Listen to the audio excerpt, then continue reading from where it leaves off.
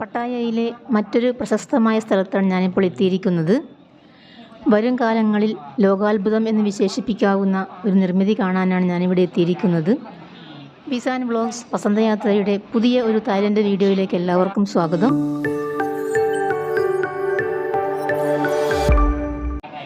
തായ്ലൻഡിലെ പട്ടായയിലെത്തിയാൽ തീർച്ചയായും കണ്ടിരിക്കേണ്ട ഈ നിർമ്മിതി തായ്ലൻഡിൻ്റെ കടൽക്കരയിൽ തല ഉയർത്തി അങ്ങനെ നിൽക്കുകയാണ്. അവിടേക്ക് പോകാൻ മുതിർന്നവർക്ക് 500 രൂപയും കുട്ടികൾക്ക് 250 രൂപയുമാണ് ടിക്കറ്റ് നിരക്ക്. ഞാൻ ടിക്കറ്റ് എടുത്തു. പക്ഷേ ടിക്കറ്റ് എടുത്ത ഉടനെ തന്നെ ചാടിക്കയറി എവിടേക്ക് പോകാൻ പറ്റില്ല. മുമ്പേ പോയവരിൽ കുറച്ച് പേരെങ്കിലും തിരിച്ചു വന്നതിന് ശേഷം മാത്രമേ അടുത്ത ഗ്രൂപ്പിന് പോകാൻ പറ്റുകയുള്ളൂ.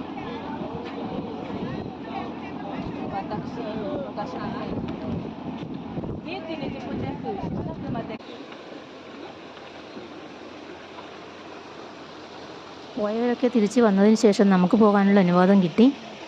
സഞ്ചാരികൾക്ക് നടന്നു പോകാനായിട്ട് മരം കൊണ്ടുള്ള നല്ല സ്റ്റെപ്പുകൾ ഉണ്ടാക്കിയിട്ടുണ്ട്.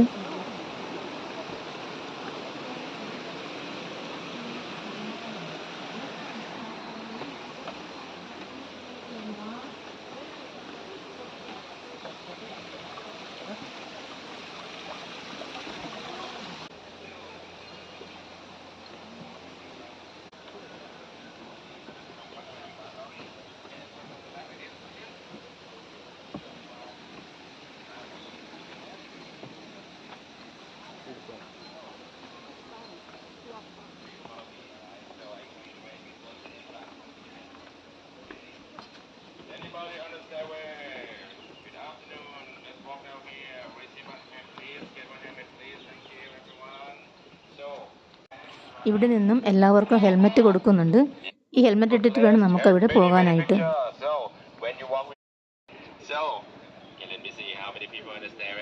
Okay, let's move here a little more, please. Thank you, everyone. Thank you. My name is very easy, just O and on, like on off, easy, right? Remember my name, then follow me this way. ഇദ്ദേഹമാണ് നമ്മുടെ guide. ഓരോ ഗ്രൂപ്പിനും ഒരു guide ഉണ്ടായിരിക്കും. 20-25 മിനിറ്റോ മാത്രമേ അവിടെ ചെലവഴിക്കാൻ പാടുള്ളൂ എന്നാണ് ഇദ്ദേഹം പറയുന്നത്. Wood carving area to show you how to make the artwork for new decoration. Like I told you before, decoration inside the museum is not finished, so that's why we have a wood carving area to show you how to do new decoration. At the next section, there's some dusty and noisy because I'll stop doing that job now. But it's worth to see because it's very everyone, alright? Then if you see a sculpture around the area like this is all sculpture. That will remove them from the inside and put them around. Move to the next area, that is this area. നമ്മൾ കാണാൻ പോകുന്ന മ്യൂസിയത്തിലേക്ക് ആവശ്യമായ ശില്പങ്ങളുടെ കൊത്തുപണികൾ ചെയ്യുന്നത് ഇവിടെ നിന്നാണ്. Decoration around. Pattern from the powder design all of the pattern and drop them on wood like this. Then wood cover to become beautiful artwork. Spend time for many months, depend on the detail. When it's ready, set up into the museum for new decoration. Everybody can come back here later, take more picture, take a look around, and you can try to do wood carving. നിങ്ങൾ ഒരു കാര്യം ശ്രദ്ധിച്ചോ? ഇവര് കൈകൊണ്ടാണ് കൊത്തുപണികൾ ചെയ്യുന്നത്. ആധുനിക യന്ത്രത്തിൻ്റെ സഹായം ഒന്നും കൂടാതെ കണ്ടാണ് ഇവർ കൈവച്ചിട്ടാണ് ഇവർ കൊത്തുപണികൾ ചെയ്യുന്നത്. ഇത് കാണുമ്പോൾ നമുക്കൊന്നും തോന്നുകയില്ല. പക്ഷേ ശില്പങ്ങളുടെ മഹാസംഗമം കാണുമ്പോൾ ഇവരുടെ കഴിവുകൾ എത്രത്തോളമാണെന്ന് നമ്മൾ അത്ഭുതപ്പെട്ടു പോകും.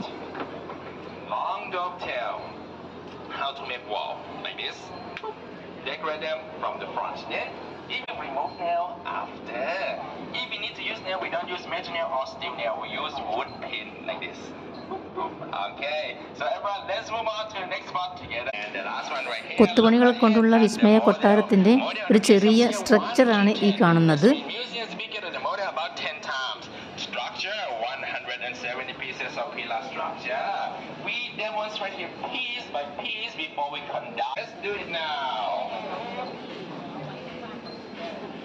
So we're gonna spend time at this spot about 2 minutes to take picture, then move on to the next spot, alright? Everybody also can come back here later, take more picture after you finish inside, alright? So right now, 2 minutes, then move on to the next spot. During this is the museum. Style of the artwork from this style: Thai, Cambodian, Indian, Chinese, and so on. And please have a look at the building. There's two colors. Brown here.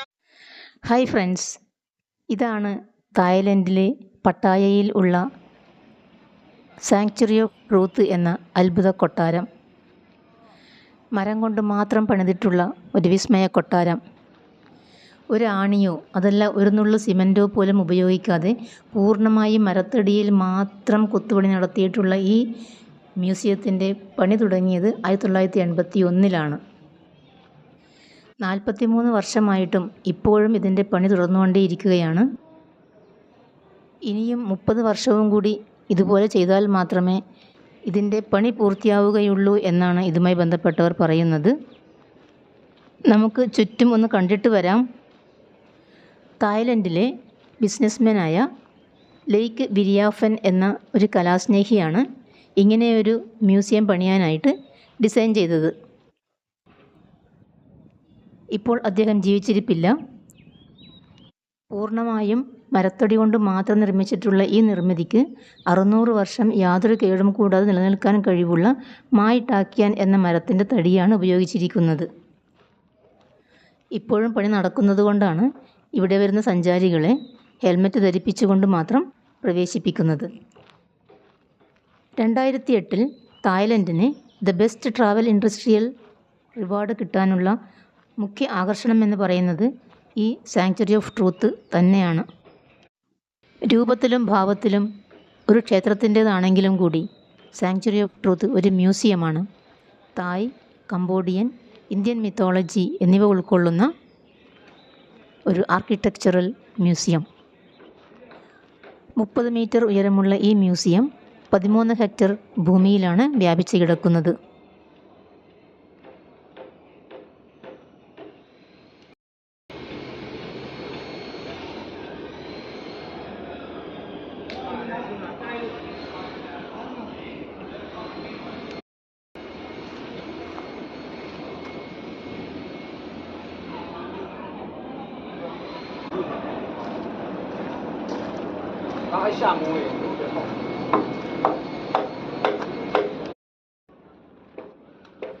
നമുക്കിനി ഇതിൻ്റെ അകത്ത് കയറി അകത്തുള്ള മനോഹാരിതയും കാര്യങ്ങളൊക്കെ കണ്ടിട്ട് വരാം.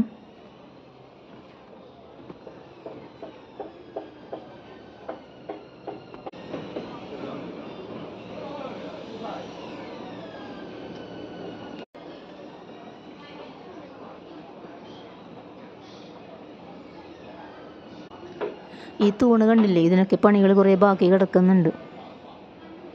ഇവിടുത്തെ ഓരോ കൊത്തുപണിയും ഓരോ ശില്പവും മനുഷ്യൻ്റെ ജീവിതവുമായി വളരെയധികം ബന്ധമുള്ളതാണ്. തായ്, ഹിന്ദു, ബുദ്ധിസ്റ്റ്, ചൈനീസ്, ഖമർ എന്നിവരുടെ സംസ്കാരത്തിൻ്റെയും കലകളുടെയും ഒരു മഹാസമ്മേളനമാണ് സാങ്ച്വറി ഓഫ് ട്രൂത്ത് എന്ന സത്യം.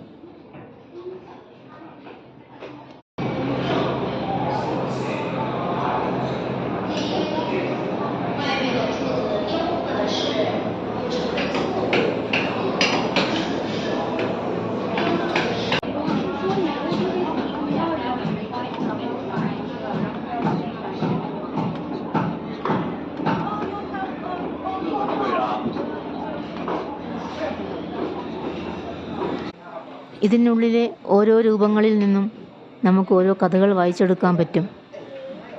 ജീവിത തത്വത്തിൻ്റെ കഥകൾ.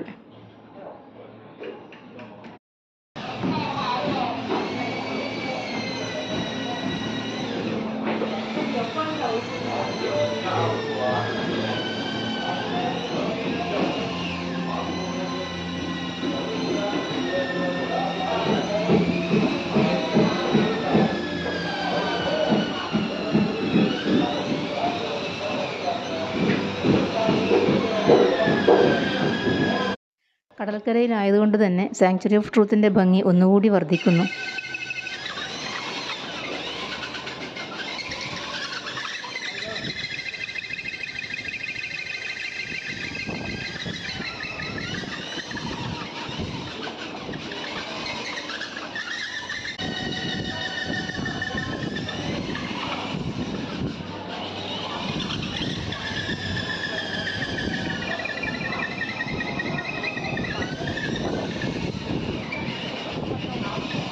സാങ്ച്വറി ഓഫ് ട്രൂത്ത് എന്നുള്ളത് മനുഷ്യ ജീവിതവുമായി ബന്ധപ്പെട്ടിട്ടുള്ള 7 സത്യങ്ങൾ ഉൾക്കൊള്ളുന്നതാണ്. ഇതിൽ ഒന്നാമത്തെ സത്യം നമ്മൾ ആരാണ്, നമ്മൾ എവിടെ നിന്ന് വന്നു.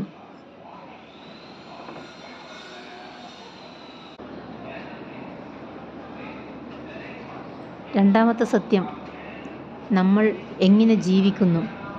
മൂന്നാമത്തെ സത്യം ജീവിതത്തിൻ്റെ അവസാനം എന്താണ്.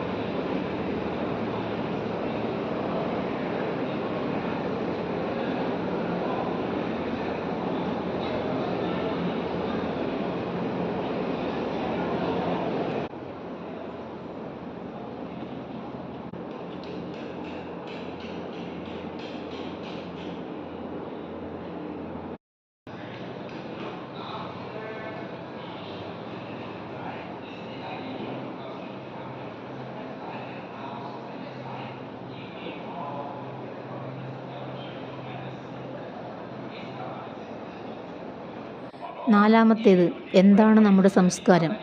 അഞ്ചാമത്തേത് നമ്മുടെ ജീവിതത്തിൻ്റെ ലക്ഷ്യം എന്താണ്.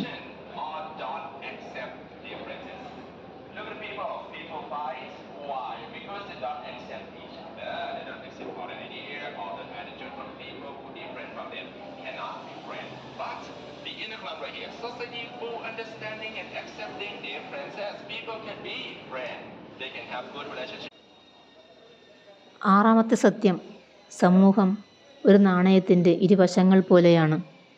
ഏഴാമത്തെ സത്യം സൊസൈറ്റിയുടെ ഉത്ഭവം എങ്ങനെയാണ്. ഇതിൻ്റെ അർത്ഥവും വ്യാപ്തിയും ഓരോ കൊത്തുപണിയിൽ നിന്നും നമുക്ക് ആവാഹിച്ചെടുക്കാൻ പറ്റും.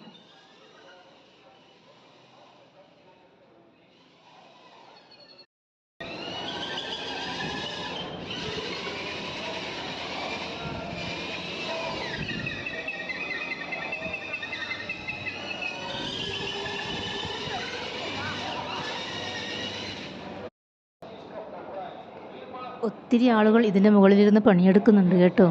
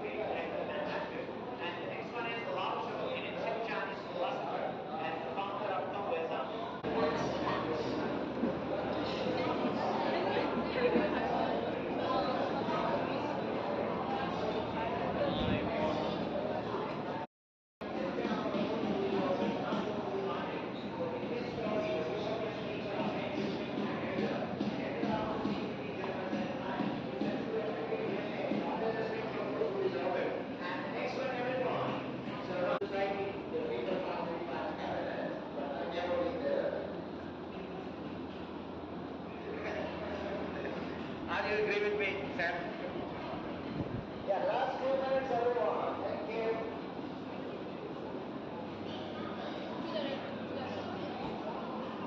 I agree that okay, everyone. So self-sufficiency is the greatest of our work, but the word self-sufficiency has different meaning for different people. Instead of buying it from market, showing us how they are self-sufficient.